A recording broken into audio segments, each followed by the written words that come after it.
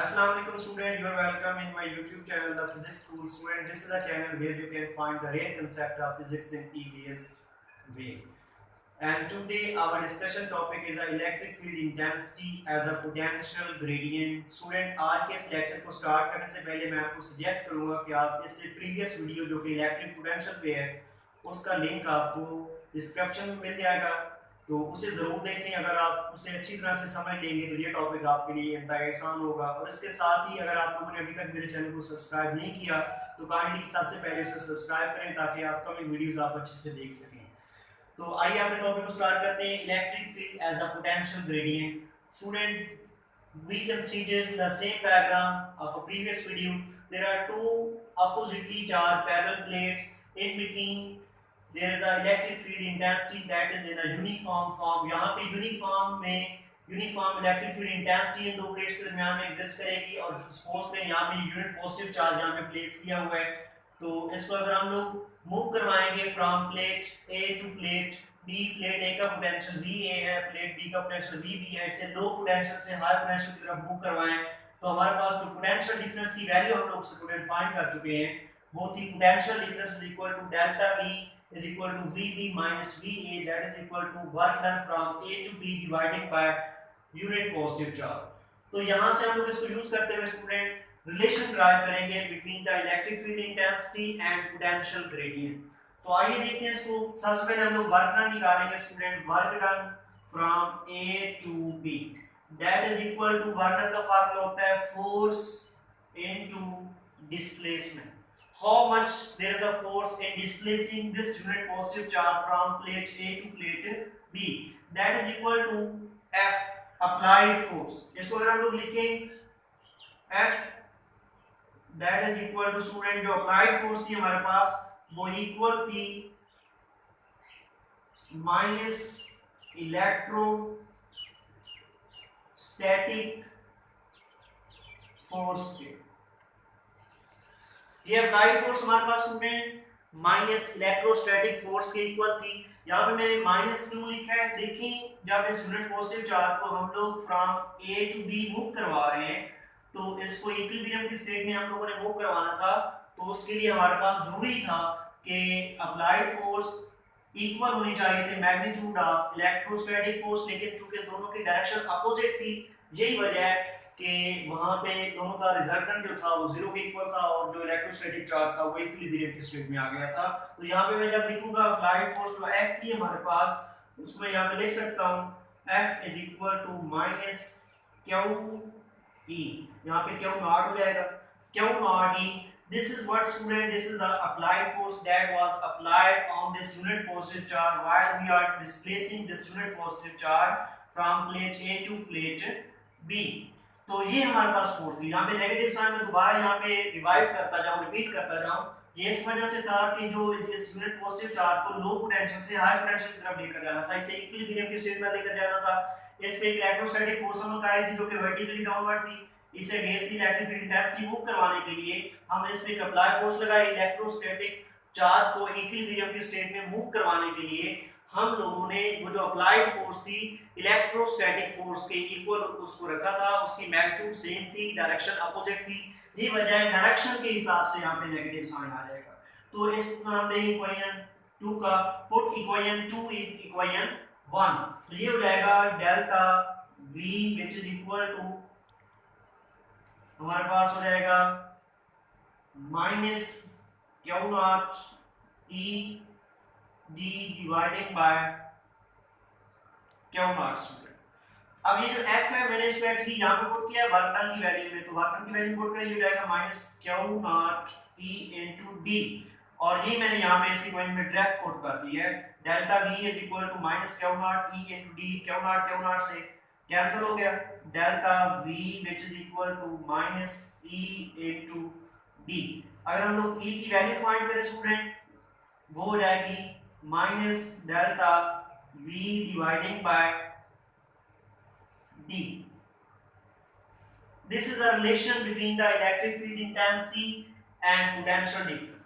यहाँ पे देखिए what's a delta v, this is the potential difference between point A and point B। What's a d, separation between these two plates, this one is a separation, अगर हम लोग let करें, let A and B are separated by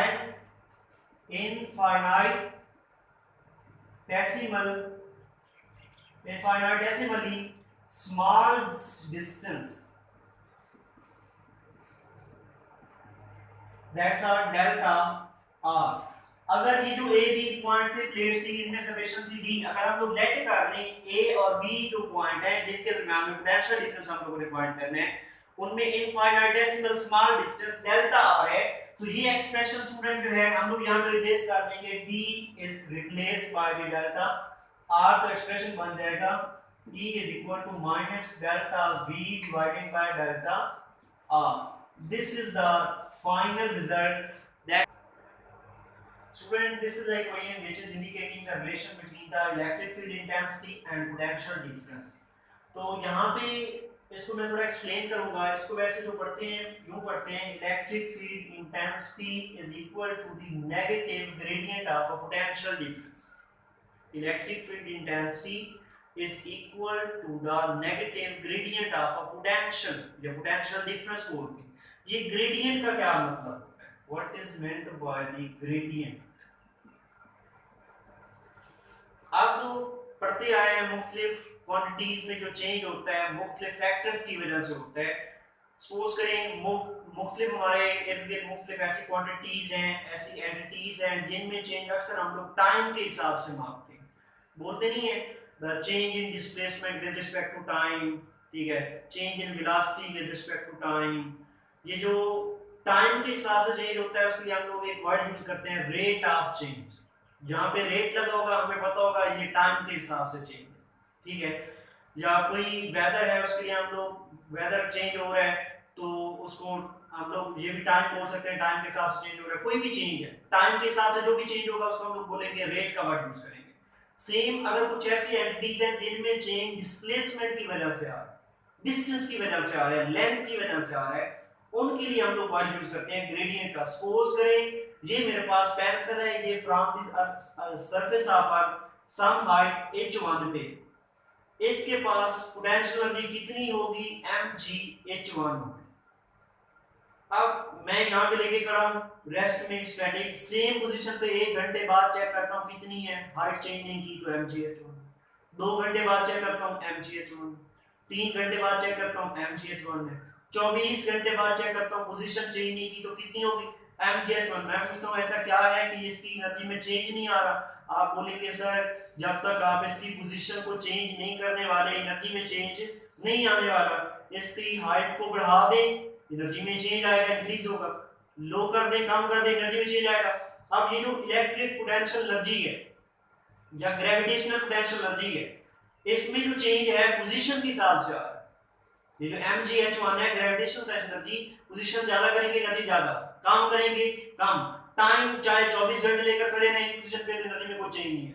ये जो position के हिसाब से change है इसके लिए हम लोग वर्ड यूज करेंगे ग्रेडियंट का. किसका यूज करेंगे, gradient. Change per unit length, gradient का मीनिंग होता है change per unit length. Length में जो चेंज के हिसाब से, जो लेंथ में पोजीशन की चेंज में जो पोजीशन की वजह से जो चेंज आएगा उसके लिए ग्रेडियंट, चेंज पर लेंथ, ठीक है. अब इसको हम लोग यूं पढ़ सकते हैं, ग्रेडियंट का मतलब है मीन, ये जो हमारे पास है 1/डेल्टा r, ये चेंज पर यूनिट लेंथ है, लेंथ के हिसाब से चेंज. डेल्टा मीन चेंज, ठीक है, change per unit length, that's a gradient. अब इसको हम लोग पढ़ सकते हैं इलेक्ट्रिक फील्ड इंटेंसिटी. ये जो 1/डेल्टा r है इसकी जगह पे ग्रेडियंट लिख सकते हैं, मतलब ये चेंज पर यूनिट लेंथ है. इसको लिख सकते हैं electric field intensity is equal to the gradient या negative gradient, sorry negative gradient, negative gradient of potential difference.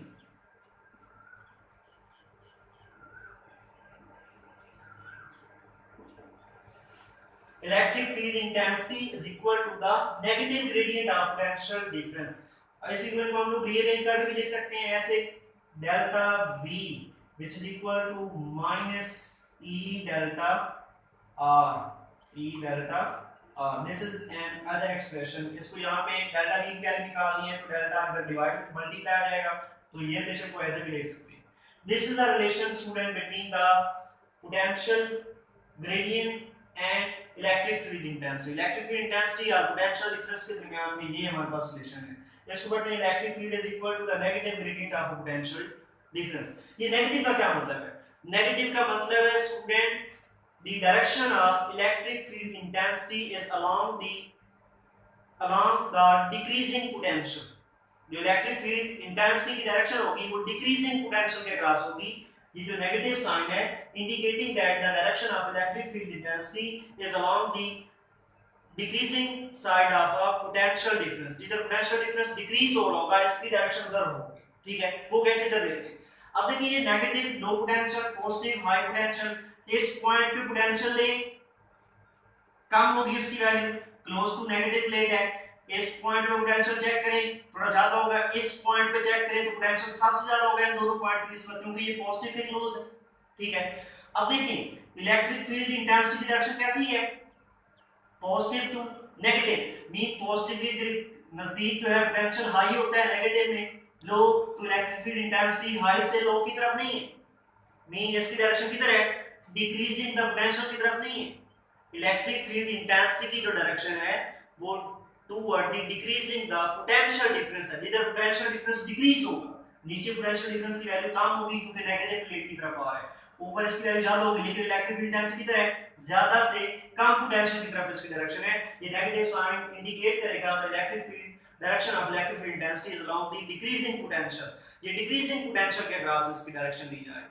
अब यहां पे इसकी यूनिट की बात करें इलेक्ट्रिक फील्ड इंटेंसिटी तो हमारे पास पोटेंशियल डिफरेंस का यूनिट होता है वोल्ट और डिस्टेंस का मीटर, इसको पढ़ेंगे वोल्ट पर मीटर, वोल्ट पर मीटर। ये जूल पर कूलम के इक्वल ही होता है, देखिए जरा गौर से, वोल्ट पर मीटर, वोल्ट होता है जूल, तो ये हमारे पास यूनिट है वोल्ट पर मीटर स्टूडेंट किसका, इलेक्ट्रिक फील्ड इंटेंसिटी का। तो वोल्ट इक्वल होता है जूल पर कूलम के, जबकि मीटर वैसे एज इट आ जाएगा हमारे पास joule dividing by metre coulomb. अब देखिए स्टूडेंट जूल इक्वल होता है न्यूटन मीटर के, newton metre dividing by metre coulomb. Metre metre से कैंसिल, ये हो गया न्यूटन पर कूलम। तो ये सेम उसी के इक्वल आ गया न्यूटन पर कूलम जो कि अर्लियर इन दिस चैप्टर हम लोग डिस्कस कर चुके हैं इलेक्ट्रिक फील्ड इंटेंसिटी। तो इसके साथ ही स्टूडेंट हमारा आज का लेक्चर खत्म होता है। तो मैं आपको वंस अगेन मतलब रिक्वेस्ट करूंगा कि अगर आप लोगों ने मेरे चैनल को सब्सक्राइब नहीं किया तो मजीद अच्छे videos about the second year, first year and BS physics के लिए इस चैनल को जरूर सब्सक्राइब करें। इसके साथ ही अल्लाह।